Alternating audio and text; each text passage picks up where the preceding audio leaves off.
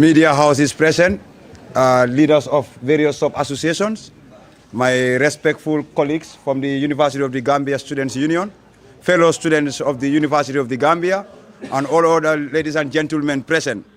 For the records, I am Yunus Ambai, the Vice President, at the same time the Senator for the University of the Gambia Students' Union. In my capacity as one of the speakers in this momentous press conference, I have two things to give you out. One thing is the resolutions that have been agreed at the State House. Like the previous speakers mentioned, Honorable mentioned, our Secretary General gave a highlight about what meetings we have conducted. Today, we were fortunate to be invited at the highest office of the Gambia, which is the State House. We were invited at the office of the Vice President to discuss on our matters and way forward. And those way forwards came forward in the form of resolutions. Resolutions are agreements that we made at the end of a meeting. And key among the resolutions that we made are as follows. But before we continue talking, I would like to tell you that these resolutions are only one thing that took, one of the resolutions is the thing that took us there, which is regarding the lecturers resuming courses, resuming lectures and academic matters, admission matters to continue by tomorrow. And this is part of our resolutions that we have been agreed there. Unfortunately, it has been agreed that tomorrow, University of the Gambia staff will begin their lectures back, provided not that whether they are successful or not successful in the process that they demanded from the government, which is to review the dismissal process that was enhanced. We have also agreed, likewise the President, myself, the President of ECOMANSA, and the Secretary General of ECOMANSA, and the Education Minister of ECOMANSA. We've pushed them so far that we are not going to agree to any change that they will make, whether the review potentially shows that there is a breach of what we call normalcy in the process in which they were being dismissed. What I'm trying to say simply is that if they were dismissed on a righteous manner, it will not change the fact that they will continue working. If the review realized that the process was illegal and is lack of merit, they will not still change. They will continue their lectures. This is one of the resolutions that we have at the State House today. And then moving forward, we've made it very clear to the Vice President, to the Minister of Justice, and to the Minister of Higher Education, alongside other ministers and important government stakeholders within that meeting. Alongside those staff members who were there representing the staff association, we made it clear to them that a press conference is going to be called, and that demand is one of the demands that we have for this press conference. We have about 10 demands. The first demand that we have here is lecturers must resume their lectures, that is tomorrow. They will resume their lectures, admission will continue, those who come for a transcript will get their transcript, all other matters or activities within the University of the Gambia will continue. The second demand, that is demand number 2, no assessment for students who are victims of those lecturers who have been dismissed. This means that Dr. Njai and Dr. Jiba's class, who have been replaced by the 2 lecturers, will not, shall not, and must not repeat any assessment, test, or examination that is to be taken. They will continue, and the marks that they were given will be maintained. And this is a resolution that was agreed at the State House as far as our stakeholders are concerned. Demand number 3, grades of students.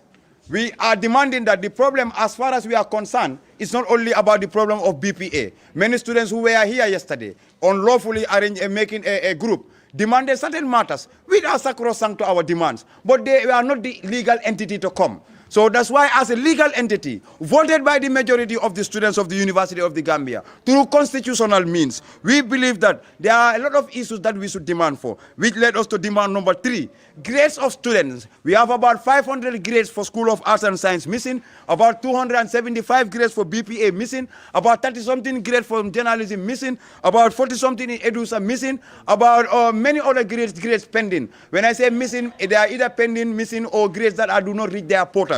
So we are also saying that those grades will be back to the portals of students before we resume exams. And the exam is on the 9th. Before on the 9th, those grades will be back in the portals of students. And if that is not done, we are going to our next step. And we are moving to that. Demand number 4 is on the transportation. On the 11th of September, the council, through the technical and logistic minister, the welfare minister, the finance minister, the deputy IPRO, the president, myself as the vice president, and the finance minister himself, we went to the office of the Minister of Higher Education, Research, Science and Technology and made clear to him that students of Banjul and students from Combo South are students of the University of the Gambia. Like those in Kanifing, like those in Brikama are enjoying the bus services. They deserve to enjoy the bus services like them. And we were told it was not possible. But fortunately today, as to our demand, the matter is going to be taken seriously. And what I can tell you is that the Vice President has agreed to this demand, and it is going to be taken from the office of the Vice President to make sure that people from Banjul, people from Combo South are given buses for easy transportation as a right, not a privilege. Demand number 5, fellow students. We all know that those who go to Faraba are encountered by one of the most basic things. As Maslow stipulated in his theory, we know that food is very important for our lives. We made it clear that market vendors in Faraba are limited, and students do not buy into that. We do not say the food they serve doesn't have quality, but here we also demand for quantity. And as far as the quality is concerned, the prices for those for the cost of food is very expensive for students.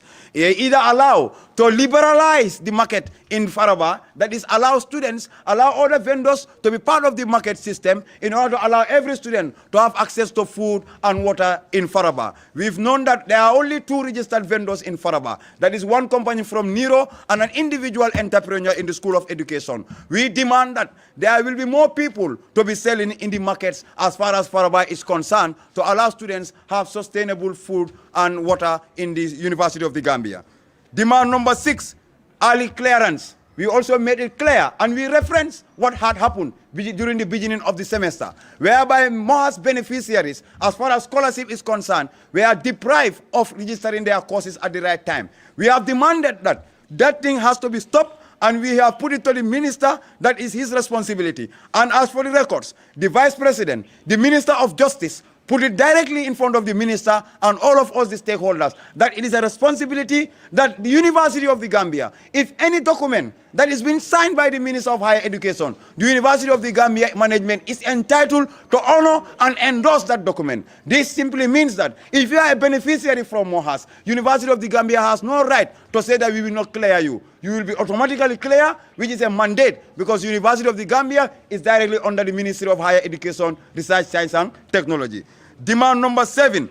Demand number 7 is faculty officers. We all know that the problem we are facing about grades issues is not only geared towards the lecturers, it's not only geared towards the students. The main issue is as a result of the previous issues that had been happening in Faraba, where the then registrar chose to limit access to the portals as far as faculty officers are concerned. We are saying no to that. From effective today, faculty officers from all these 10 or 11 schools in the University of the Gambia will have access to the portal, where what was happening will continue to happen. Whereby students, we will be able to have access to the portal through our faculty officers. If you have a problem with your grade, your Mariama, your Madam Jenaba, your Emmanuel, or your faculty officer, whichever school you are, will be able to have access and then do the needful, so that we will not have pending and missing grades, doing very bad reaction to the students. We have a lot of students who have graduated and are still languishing in the university because they have pending grades and missing grades. This demand was being identified and respected by all stakeholders within the meeting at the State House today.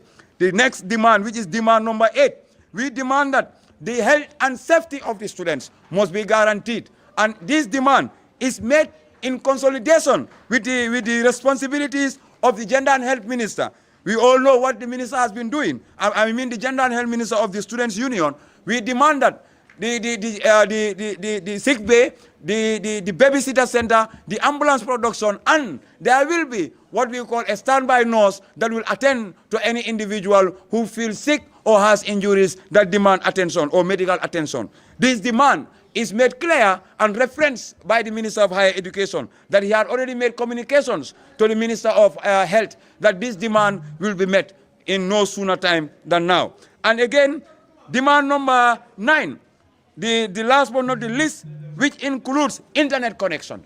We believe University of the Gambia relies on the portal system. We believe many of our issues are done in the internet or through online. We demand that internet services will be provided, and these things will be done in due consideration to the needs, aspirations of the students. Therefore, in summary, ladies and gentlemen, fellow students of the same fraternity, I hereby stand by you with my president alongside the 22nd SJD Council and the Council of Ecomansa and all responsible students here to know that these demands that you have been put across to the Vice President's office today are all being recognized and honored. On that purpose, our intentions and purposes are that these demands reflect our activities that we have been doing as student leaders. And we retreat that united we stand, divided we fall. And as the president said, a united minority is always stronger than a divided majority. On that note, I thank you all very much.